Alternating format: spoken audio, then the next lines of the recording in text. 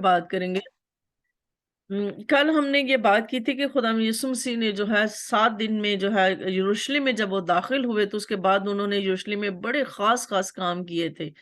जो कि हमें समझने के लिए ज़रूरत है। और ख़ास तौर पर हमने जो चीज़ सीखी उसमें जो खुदा यीशु मसीह ने जो तमसीलें बयान की, उसमें से हमने ये सीखा कि खुदा यीशु मसीह ने कहा कि अब जो बादशाही की ज़ियाफ़त, जो बेटे की शादी की जो ज़ियाफ़त थी, जिनको बुलाया गया था, जिनके लिए वो तैयार की गई थी, वो जो हैं इस काबिल ना हुए कि उस ज़ियाफ़त में शरीक हो सकें। उन्होंने कुछ ना कुछ बहाने कर दिए, लेकिन खुदावंद यीशु मसीह ने जो है वो दरवाज़ा उस शादी की ज़ियाफ़त में शिरकत के लिए दूसरे लोगों को बुलाया, यानी हम पर फ़ज़ल हुआ, हम पर रहम हुआ और हम उस काबिल हो सके कि हम उस शादी की ज़ियाफ़त में शरीक हो सकें। यानी गैर कौमों के लिए जो है वो खुदा यीशु मसीह ने दरवाज़ा खोला ताकि गैर कौमें भी उस शादी की ज़ियाफ़त में शरीक हो सकें। तो हम सब ये जानते हैं कि खुदा यीशु मसीह ने बड़े काम जो है उसमें किए। अब हम ये देखते हैं कि उसके बाद ईद फसह खुदा यीशु मसीह मनाते हैं और ईद फसह पर जो है एक बड़ा ही खास खुदा यीशु मसीह ने काम किया था, जो कि हम यहाँ से पढ़ेंगे लूका की इंजील में से। अब लूका की इंजील में जो है बेशक चारों अनाजील में खुदा यीशु मसीह के दुखों का सलीब के बारे में जिक्र है, लेकिन लूका जो है लूका तबीब जो है उसने जो है बड़ी ही तफसील के साथ जो है इसको बयान किया है। इसलिए हम लूका की इंजील में से पढ़ेंगे और हम ये देखते हैं कि खुदा यीशु मसीह ने जब फसह तैयार की गई, ईद फसह मनाने के लिए खुदा यीशु मसीह यरूशलेम में दाखिल हुए थे और ईद फसह के लिए जो है जब उनको वहां पर अपने शागिर्दों के साथ मना रहे हैं, तो वहां पर वो क्या कहते हैं? यूहन्ना की इंजील सॉरी लूका की इंजील उसके जो है 22 बाब में हम पढ़ेंगे उसकी 14 आयत में। तो लिखे है कि जब वक्त हो गया तो खाना खाने बैठा और रसूल उसके साथ बैठे। उसने उनसे कहा, मुझे बड़ी आरजू थी कि दुख सहने से पहले ये फसा तुम्हारे साथ खाऊं, क्योंकि मैं तुमसे कहता हूं कि उसे कभी ना खाऊंगा जब तक वो खुदा की बादशाही में पूरा ना हो। इसका मतलब यह है कि खुदा यीशु मसीह जो है वो आखिरी फसा उन्होंने यहाँ पर खाई और वो इसके बाद जो है वो इस बात के मुंतजिर हैं कि जब मैं बादशाह की हैसियत से जमीन पर आऊंगा तो फिर मैं अपने लोगों के साथ मिलकर ईद फसा या फसा मनाऊंगा और एक शादी की जो ज़ियाफत जिसका मैंने जिक्र किया कि तमसील में खुदा यीशु मसीह शादी की ज़ियाफत की बात करते हैं, ये वही ज़ियाफत है, ये वही फसा है जो खुदा यीशु मसीह आके अपने लोगों के साथ जो है वो खाएंगे। और हमें पता है कि यहाँ पे होली कम्युनियन की जो यादगारी के तौर पर खुदा यीशु मसीह ने जो रस्म जो है वो हमें मनाने को कहा यादगारी के तौर पर, वो इस यहाँ पर जो है कायम की गई। खुदा यीशु मसीह ने रोटी को तोड़ा और खुदा यीशु मसीह ने जो है वो मैं का प्याला लिया और खुदा यीशु मसीह ने क्या कहा हम देखते हैं। खुदा यीशु मसीह ने कहा, फिर उसने प्याला लेकर शुक्र किया और कहा कि ये इसको लेकर आपस में बांट लो, क्योंकि मैं तुमसे कहता हूं कि अंगूर का शीरा अब से कभी ना पीऊंगा जब तक खुदा की बादशाही ना आए। फिर उसने रोटी ली और शुक्र करके तोड़ी और ये कहकर उनको दी कि ये मेरा बदन है जो तुम्हारे वास्ते दिया जाता है, मेरी यादगारी के लिए यही किया करो। यहाँ पर हम ये देखते हैं कि खुदा यीशु मसीह एक नया अहद जो है वो खुदा यीशु मसीह अब बांधने को आए हैं। हम जो जिक्र करते हैं कि नया अहदनामा, तो मेरे अजीजों नया अहद यही है जो खुदा यीशु मसीह ने अपने खून के वसीले से बांधा है और उसी खून के अहद को बांधने के लिए अब खुदा यीशु मसीह सलीब की तरफ बढ़ता है। हम ये देखते हैं कि वो फिर उन अपने शागिर्दों को देते हैं और वो खाते हैं और ईद फसह वो मनाते हैं। और इसके बाद हम ये देखते हैं कि खुदा यीशु मसीह की जो है अब बहुत ही गमगीन है, बहुत ही दुखी हैं, वो दुआ के लिए जाते हैं और वहां पर जो है उनको एक बड़ी भीड़ जो है गतसमनी बाग में जाते हैं और बड़ी भीड़ जो है उनको वहां से पकड़ लेती है और यहूदा जो है वो खुदा यीशु मसीह को पकड़वाने में मदद देता है, क्योंकि वो उसने उनसे पैसे लिए और 30 सिक्कों में जो है वो खुदा यीशु मसीह को जो है वो बेच देता है और खुदा यीशु मसीह के साथ धोखा करता है। अब हम ये देखते हैं कि सरदार काहिन जो है पहले खुदा यीशु मसीह को जो है वो मजहबी अदालत में जो है वो पेश किया गया। मजहबी अदालत में इसलिए कि वो कहते हैं कि ये हमारा मजहबी जो है वो मुजरम है। मजहबी मुजरम इसलिए है कि ये अपने आप को खुदा का बेटा कहता है, अपने आप को खुदा के बराबर कहता है और ये अपने आप को मसीह कहता है। और ये इल्जाम जो है वो खुदा यीशु मसीह पर लगाए गए कि ये कुफर बकता है। اور یہ کہتا ہے کہ میں مسیح ہوں، اور وہ خدا یسوع مسیح کو پہچان نہ پائے، اور خدا یسوع مسیح پر انہوں نے الزام لگا کر، یہ الزامات لگا کر ان کو مذہبی عدالت میں جو ہے سردار کاہن اور فقیہ جو قوم کے بزرگ تھے ان کے سامنے ان کو پیش کیا گیا، اور ان کی مجلس ہوئی، اور وہاں پر ان سے کیا سوال ہوتے ہیں کہ اس نے ان سے کہا کہ اگر میں تم سے کہوں تو یقین نہ کروں گے کیا؟ انہوں نے یہ کوشچن کیا کہ کیا تو مسیحی ہے؟ تو اس نے کہا کہ ہاں میں مسیحی ہوں، اگر میں کہوں کہ ہاں میں ہوں تو تم میرا یقین نہیں کرو گے، اور لیکن اگر میں تم سے کچھ پوچھوں تو تم مجھے جواب نہیں دو گے، کیونکہ اگر میں تمہاری شریعت کے اندر سے ہی تمہیں حوالہ جات دے دے کر تمہیں یقین دلانے کی کوشش کروں کہ میں ہی مسیح ہوں، تو لیکن پھر بھی تم میرا یقین نہیں کرو گے۔ لیکن آگے خدا یسوع سے یہ کہتے ہیں کہ لیکن اب سے ابن آدم قادر مطلق خدا کی داہنی طرف بیٹھا رہے گا، تو اس پر ان سب نے کہا پس کیا تو خدا کا بیٹا ہے؟ اس نے ان سے کہا تم خود کہتے ہو کیونکہ میں ہوں۔ یعنی یہ الزامات جو ہیں خدا یسوع مسیح پر لگا کر انہوں نے خدا یسوع مسیح کو مذہبی عدالت میں پیش کیا، اور پھر جو ہے اب وہ اس کے بعد وہ خدا یسوع مسیح کو جو ہے پیلاطس کے پاس لے کر جاتے ہیں، حکومتی سطح پر خدا یسوع مسیح کو لے کر جاتے ہیں، یعنی کہ خدا یسوع مسیح پر اب یہ الزام لگاتے ہیں کہ اس نے یہ کہا ہے کہ کیسر کو جزیہ دینا روا نہیں ہے، اور یہ قوم کو بہکاتا ہے، اور یہ بھی کہتا ہے کہ میں بادشاہ ہوں، کہ میں یہودیوں کا بادشاہ ہوں۔ ہم سب جانتے ہیں کہ جس زمانے میں خدا یسوع مسیح آیا تھا، خدا یسوع مسیح کے زمانے میں روم جو ہے وہ رومی جو سلطنت تھی وہ اسرائیل پر قائم تھی، یہودیوں کی حکومت نہیں تھی،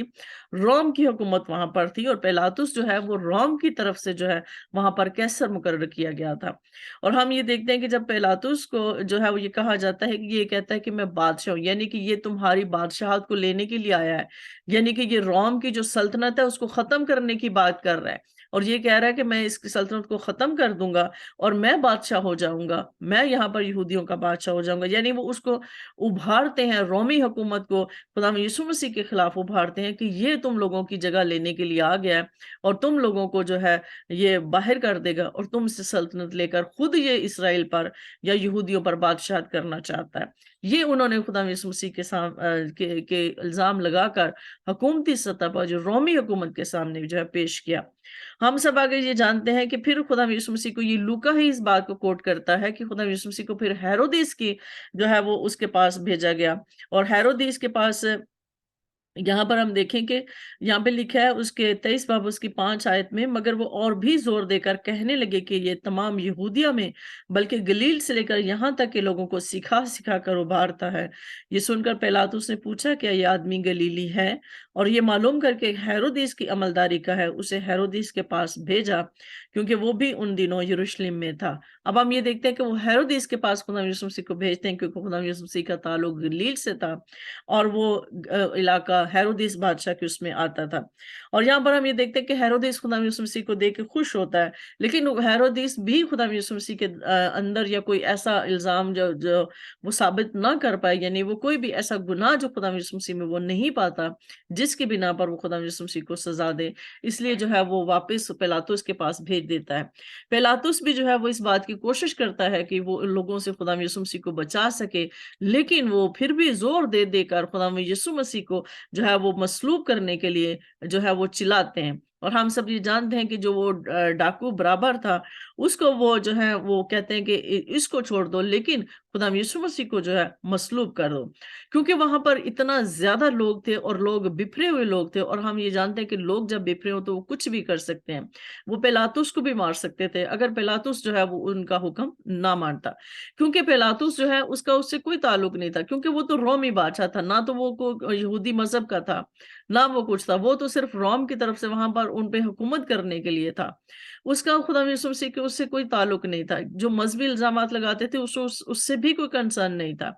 لیکن وہ صرف عوام کے کہنے پر ابھارنے پر کسی سلیب دے سلیب دے سلیب دے، اسے مصلوب کر اسے مصلوب کر، یعنی اس کو ایسی سزا دے جو ایک بڑے مجرم کی سزا ہوتی ہے، یعنی اس نے کفر بکا ہے، یہ مذہبی طور پر بھی ہمارا مجرم ہے اور یہ ریاستی طور پر بھی ہمارا مجرم ہے۔ اس طرح سے انہوں نے چلا چلا کر جو ہے خدا یسوع مسیح کو جو ہے وہ مصلوب کرنے کا مطالبہ کرتے رہے، جس کی وجہ سے پیلاطس کو مجبور ہو کر خدا یسوع مسیح کو جو ہے وہ सलीब के लिए जो है उसे का हुक्म जारी करना पड़ा कि इसको सलीब दी जाए। और फिर उसने ये भी कहा कि तुम इसको ले जाओ, जो चाहते हो इसके साथ करो। तो अब हम ये देखते हैं कि वो भीड़ जो है वो खुदा यीशु मसीह को सलीब देती है। वो किस तरह से खुदा यीशु मसीह अपनी सलीब उठाकर उस मकाम तक लेकर जाता है जिस पर जो है वो गिलगिता का जो मकाम है, जो खोपड़ी कहलाता है, वहां पर खुदा यीशु मसीह अपनी सलीब लेकर जाते हैं। और किस तरह से रास्ते में औरतें रोती हैं और किस तरह से खुदा यीशु मसीह उनसे मुखातिब होते हैं कि मुझ पर नहीं बल्कि अपने बच्चों पर रो। यानी कि जो गुनहगार बच्चे आपने पैदा किए हुए हैं, जिनकी वजह से ये आज दिन देखने को पड़ रहे हैं, इन पर अफसोस होगा। जैसे कि खुदा यीशु मसीह ने ये बात कही कि मतलब मेरे साथ तो जो होता है वो होता ही है, इब्ने आदम के साथ जो होना है वो होना ही है, मगर अफसोस उस पर जिसके सबब से हुआ। और हम सब ये जानते हैं कि जितने लोग उसमें शामिल थे, यहूदा इस्करियोती से लेकर उन तमाम सरदार काहिन और फकीह और फरीसी और पिलातुस और हेरोदिस और ये सारी चीजें, और हम ये देखते हैं कि पिलातुस ने जो है अपने इस गुनाह से जो है वो अपने हाथ धो लिए थे। लेकिन ये सारे जितने भी खुदा यीशु मसीह के साथ जो मुलव्वस थे इस चीज में, वो यकीनन सजा पाएंगे और उन्होंने सजा पाई होगी। लेकिन इसके बावजूद भी खुदा यीशु मसीह, आगे हम अगर देखें तो खुदा यीशु मसीह जो है इन सब लोगों के लिए खुदा बाप से माफी मांगते हैं। और जब ये सब कुछ खुदा यीशु मसीह के साथ वो जुल्म करते हैं, वो थूकते हैं, वो कोड़े मारते हैं, कांटों का ताज पहनाते हैं, पोशाक पर जो है वो कूड़ा डालते हैं, यानी कि ये सारे काम जब वो खुदा यीशु मसीह के साथ करते हैं तो खुदा यीशु मसीह वो रहम से भरा हुआ, तरस से भरा हुआ, इंसानी मोहब्बत से भरा हुआ, अभी भी खुदा यीशु मसीह जो है अपने बाप से ये रिक्वेस्ट करता है, वो इंटरसीड करता है कि ए बाप, इनको माफ कर, क्योंकि ये नहीं जानते कि क्या करते हैं। क्योंकि एक इंसान जो है वो इंसानी सोच रखता है, एक इंसान इंसान की हद से आगे नहीं बढ़ सकता, यानी उसकी जो अकल जितनी जहां तक काम करती है वो सिर्फ वहीं तक सोचता है। लेकिन खुदा यीशु मसीह उससे आगे की सोच रखते हैं, उससे आगे की जो है वो सोच है। यानी यानी कि हम कहते हैं कि जहां पर इंसान की हिकमत खत्म होती है वहां पर खुदा की हिकमत शुरू होती है, और खुदा की हिकमत लामहदूद है। और जो खुदा यीशु मसीह देख रहे थे वो लोग नहीं देख रहे थे, वो सिर्फ उसको एक मुजरम के हैसियत से देख रहे थे, एक गुनहगार की हैसियत से देख रहे थे। और वो जो समझ रहे थे, और वो खुदा के वो समझते थे कि हम सही कर रहे हैं, क्योंकि हम खुदा के नाम की जो है वो गैरत रखते थे कि ये हमारा मजहबी मुजरिम है, ये अपने आप को मसीह कहता है, ये अपने आप को खुदा का बेटा कहता है, ये कैसे खुदा का बेटा हो सकता है। हम जानते हैं खुदा के बारे में, हमारा खुदा है, क्योंकि हम अपने खुदा के बारे में जानते हैं। हमारा खुदा यहोवा खुदा है,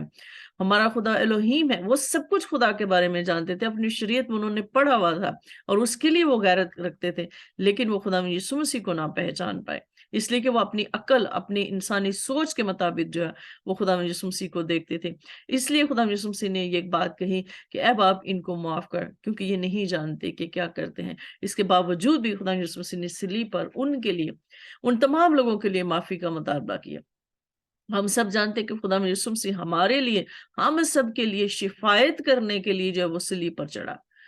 इसलिए कि वो ये शिफायत कर सके, इसलिए कि वो हमें बचा सके, हमारी खातिर जो है वो उसने ये सब कुछ बर्दाश्त किया। और फिर उन लोगों के लिए भी जिन्होंने खुदा यीशु मसीह के साथ ये सब कुछ किया, कि उसे सलीब तक पहुंचाया और इतना दुख और इतनी तकलीफ दी, और खुदा यीशु मसीह फिर भी उनकी माफी के लिए खुदा बाप से जो है दरख्वास्त करते हैं कि इनको माफ कर। तो मेरे अजीजों, ये माफी सिर्फ उन लोगों के लिए नहीं थी, बल्कि हम सब के लिए भी है, जो आज भी लोग जो हैं वो गुमराह हैं, आज भी जो खुदा यीशु मसीह पर बहुत सी बातें करते हैं, आज भी बहुत से लोग हैं जो खुदा यीशु मसीह को खुदा का बेटा नहीं मानते, आज भी बहुत से लोग हैं जो गलत बातें करते हैं, जो खुदा यीशु मसीह की। अभी पिछले दिनों में एक बात सुन रही थी, कोई कादियानी, कोई उनका स्कॉलर था, और वो कह रहा था कि जी किसी ने उससे क्वेश्चन किया कि वो बैठा मजलिस कर रहा था, तो किसी लेडी ने उससे क्वेश्चन किया कि ये लिखा हुआ है कि हजरत ईसा आएगा, तो हजरत ईसा आके अदालत करेगा। तो उसने कहा नहीं, वो नहीं अब आएगा, क्योंकि और उसने ये झूठ बोल दिया। उसने ये कहा कि हाँ, जो वेटिकन सिटी के जो बड़े बड़े उलमा हैं, जो बड़े बड़े प्रीस्ट हैं, वो उनकी मीटिंग हुई थी और उन्होंने भी ये कहा कि ये अब वादा वो हवा हो गया है, क्योंकि अब वो इंतजार कर करके थक गए हैं, अब वो नहीं आएंगे। और वो इस बात पर मुत्फिक हैं कि खुदा यीशु मसीह ने जो है ये अल्फाज उस वक्त बोले थे जब वो शराब शराब में था, यानी शराब उसने पी हुई थी और वो शराबी था। تو اس نے نشے میں یہ ساری بات کہہ دی تھی کہ ہاں میں آؤں گا، تو لیکن یہ ہے کہ اب کوئی نہیں آنا، حضرت عیسیٰ نے کوئی نہیں آنا، یہ ہے وہ اس طرح سے نا، تو مطلب اس نے اس طرح سے جو ہے وہ خدا یسوع مسیح کے بارے میں غلط الفاظ بولے ہیں۔ تو میرے عزیزو، آج بھی بہت سارے لوگ خدا یسوع مسیح کے بارے میں کہتے ہیں یہ معافی صرف ان لوگوں کے لیے نہیں تھی بلکہ سب کے لیے تھی جو اپنی انسانی عقل سے دیکھتے ہیں، لیکن خدا کی حکمت سے خدا یسوع مسیح کے اس قربانی کو وہ نہیں جانتے، کیونکہ جیسے کہ خدا کے کلام میں لکھا ہے کہ صلیب کا پیغام نجات پانے والوں کے لیے تو جو ہے وہ قدرت ہے، خدا کی قدرت ہے، کیونکہ خدا نے قدرت کے ساتھ اپنے بیٹے کو جو ہے وہ قبر کے منہ سے نکالا، اور جبکہ جو ہلاک ہونے والے ہیں ان کے نزدیک یہ بے وقوفی ہے۔ تو میرے عزیزو، خدا یسوع مسیح نے یہ جو الفاظ بولے ہیں کہ ان کو معاف کر، اتنا دکھ سہنے کے باوجود بھی وہ نہ صرف ان کے لیے ہے بلکہ ہمارے لیے بھی ہے۔ خداوند ہم سب کو اس کلام کے وسیلہ سے برکت دے، آمین۔ آمین۔ یہ ہم